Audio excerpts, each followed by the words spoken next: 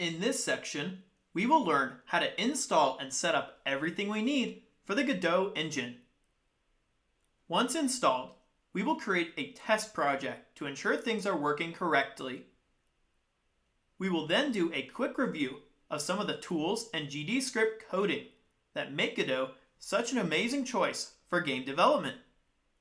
Now let's go ahead and jump right in.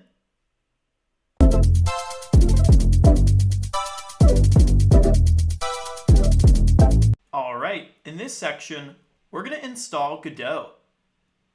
Starting off, we're going to navigate to the official site where we can download the latest version of Godot at this link here.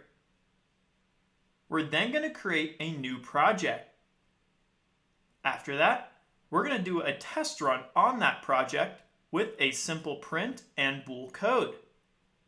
Now let's go ahead and jump right in.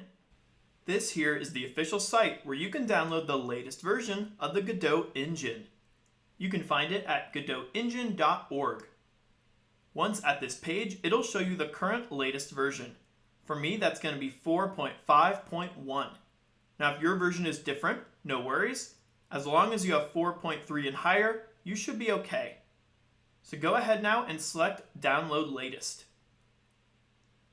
Once you select it, you'll be taken to a page where you have two different options. The traditional Godot engine, and then also one called godotengine.net. Now the only difference is the programming language you can create your games with, which for Godot engine will use something called GD script, which is similar to Python. As for .net, you'll be using the C# language. Now for this course, we're going to be using the traditional Godot engine. So go ahead, select this one, and start the installation process. During installation, you can keep everything as default, but once complete, simply open it up. Once you've completed the entire download process and opened up the Godot engine, you're going to get a new page called Godot Engine-Project Manager. This is where you can manage all of your locally saved games. Now, we're currently in the projects page, but there's also an assets library page. This is where you can download any published assets from the web directly into your game. Let's go back to the project page and talk about some of the tools we have. There's going to be quite a bit of tools we can help organize our current projects. Starting on the right, we have the edit button where we can edit certain things within the project. We can also run just the game without opening up the entire project. We can rename projects. We can manage tags. And we can also remove certain projects as well. On the top, there's going to be a couple different searching and sorting capabilities. We have our current sort for name, but there's also one for last edited, path, and tags. As for the filter, we can also filter through projects. We can scan certain projects. We can also import projects as well. And of course, create new ones. Let's go ahead and select Create New. Let's give our project a specific name. I'm simply going to call this one Test. Next thing to note is where you're saving everything for that project. Make sure you have a specific folder for that so you don't lose anything. I'm going to put mine in one called Godot-Games. Next up is rendering. For now, as a beginner, we usually want to keep things at capability, which is basically the default. And then for version control, just keep it at Git for now. Go ahead now and select the Create button. Once your project opens up, you're going to get this screen here, which represents your game in the 3D view. Now, all the games we're going to create are going to be in 2D, so let's select the 2D view here at the top, which will then show you the current view of your game in 2D. Now, one thing to note about this view is this nice blue square here, which will represent your starting screen. Now, to test some things out, we're going to add a visual in here. Before we do that, though, we need to create our first scene. On the left side, we can create our first scene by selecting one of these here.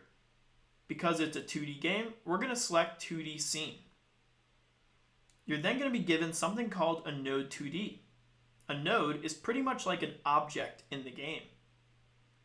Let's go ahead and select it to rename it, and I'm going to call it lowercase main, which is best practice for our main node. Let's hit enter. Let's go ahead now and save it with the key Control S on our keyboard. So go ahead, Control S. A new box will appear asking where we want to save it. in the future, we'll create multiple folders for game art, assets, scenes, scripts, and other things. But for now, let's just save as is because we're just testing. So go ahead, select save. You're then going to see that main scene right here saved. If we wanted to open it up, we would just double click it here and get the same screen we're looking at. Now, to create the visual, we need to add another node in here that is a visual type node, which we can do by selecting main node, right click, and do something called add child node, which will pretty much just add the node inside of the main node.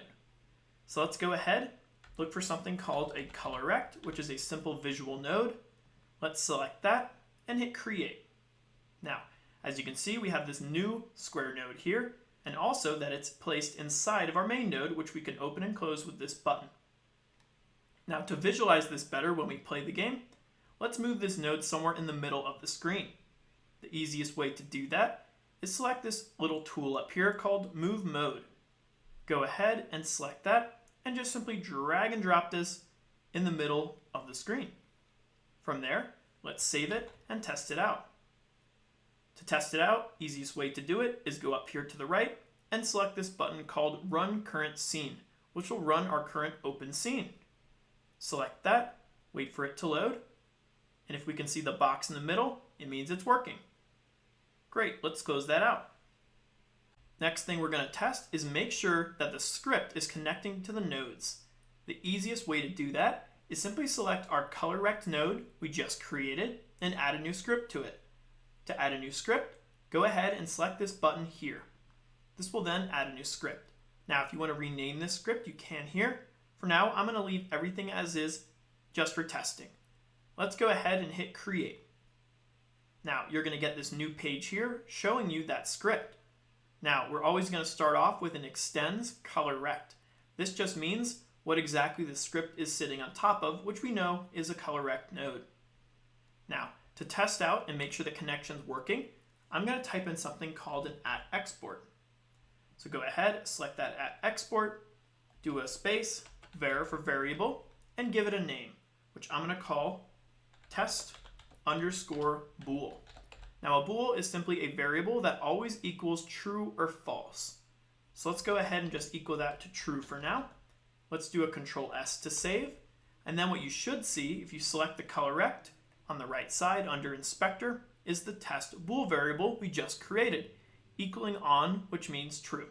Now, if we change it to false, it should turn that off. So let's change this to false and save. And there we go. It turns it off, which means the connection is working. Now there is one more thing we should test, which is just going to verify that we can print.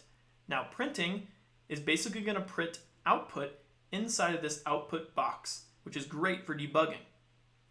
So to test it out, I'm going to add a new line here with enter and do something called a function, and then space, underscore, and type in ready until you see this little ready box. Go ahead, select that ready. Now, to test the print, all we're going to do is do an enter and type in all lowercase print, parentheses set, 2 double quotes, and simply say working. Now, what should happen is when we play the game, we should see this text working. Let's save what we got. Let's go back to 2D view, and then go ahead, start the current scene just like we did before, right up here. With that, you should see the text working, which means everything's working as expected.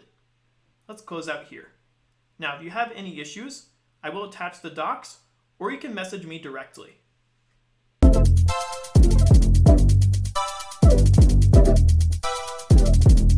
In this section, we're going to go over the Godot tools.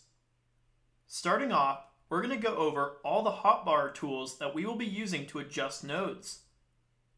We're then going to review the inspector of nodes. Lastly, we're going to take a look at the project settings. Now let's go ahead and jump right in. Now let's go ahead and start taking a look at some of the tools that make the Godot engine so great for developing games, starting off with the hotbar tools, which are going to be placed right up here. Now, there is quite a bit of tools up here, but we're only going to focus on the ones we need for this beginner level course. Starting off with this one here that I call the pointer tool. Pointer tool is basically just our default mouse tool. So if we go ahead, we can select individual nodes with our tool here. We can also adjust it here as well for specific nodes, like the color rect. We can adjust the shape of it as seen. Now, to move it around, we can use our little Move Mode tool, which we've used before, which allows us to freely move around different nodes. You're also going to get these two arrows here to force it to only move in the up and down directions with these arrows. The other tool we might use is going to be the Rotate tool. The Rotate tool allows us to rotate specific nodes around. Now, if you want things to bounce back to the original position before you started selecting it, you can go ahead and hold down Ctrl-Z to snap it back.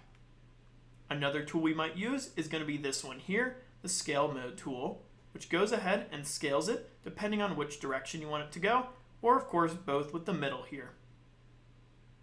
Now the last tool we might use is going to be this Hand tool called the Pan Mode.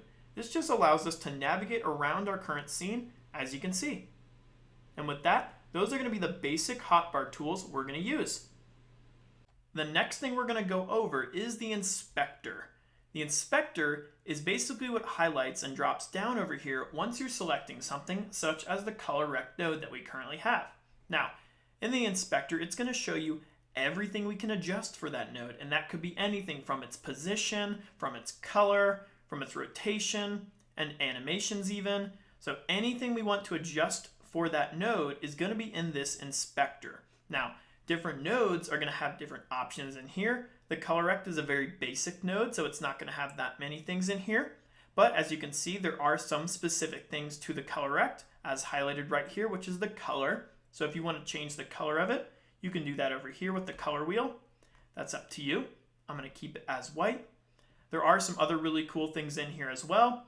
Sometimes if you want to adjust the position or the size of it, that'll be under Layout.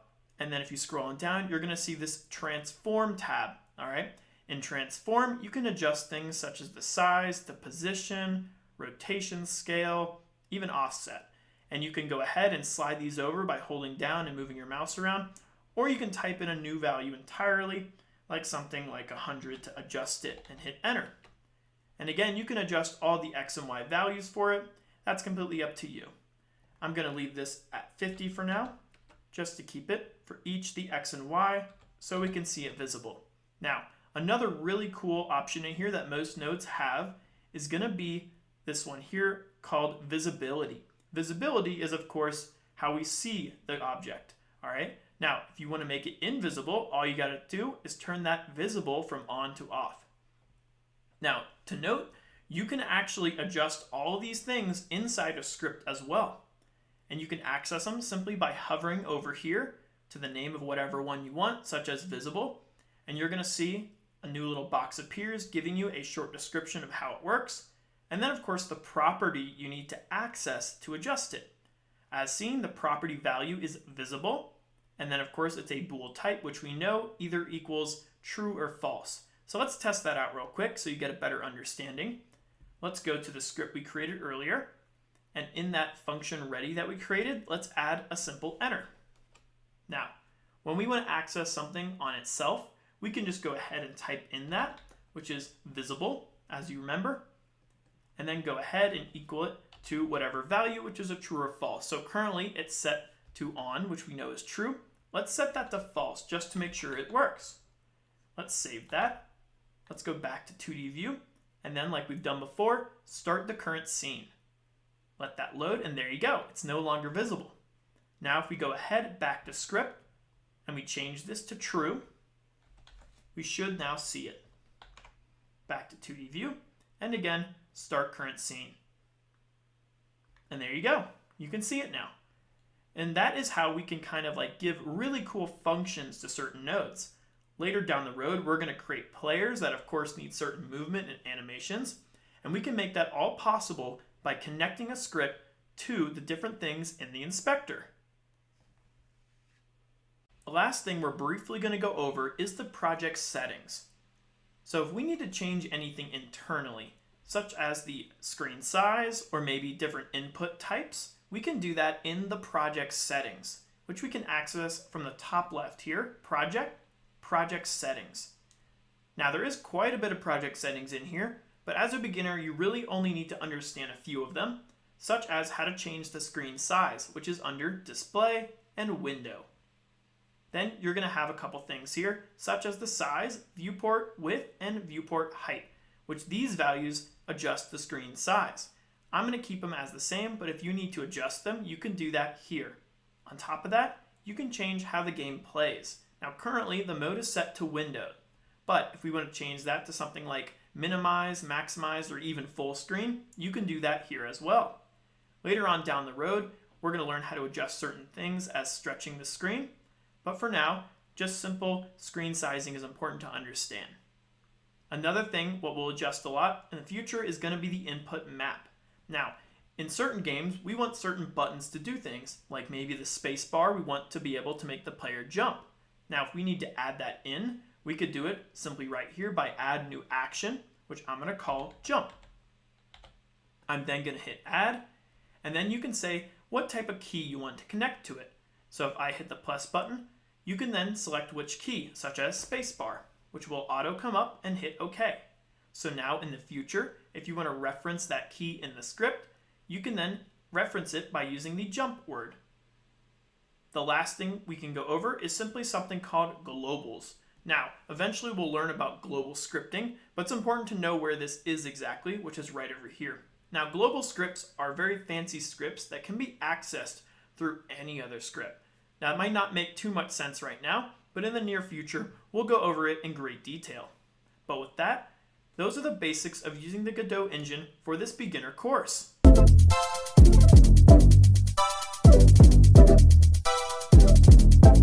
In this section, we will learn how to install and set up everything we need for the Godot engine. Once installed, we will create a test project to ensure things are working correctly. We will then do a quick review of some of the tools and GD script coding that make Godot such an amazing choice for game development.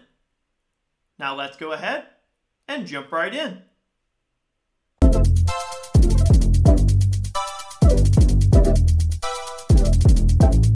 Before we continue on to the next section, I would like to take a minute to let you know we here at Red Fool Studio offer multiple courses past the beginner level for game development.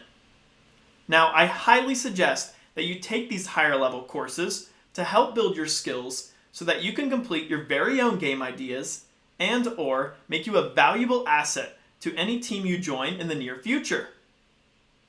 You can locate these courses at our official website at redfoolstudio.com, or if you're watching this video on YouTube, you can simply select the link in the description. Thank you again for being a participant, and I can't wait to see you in the next section.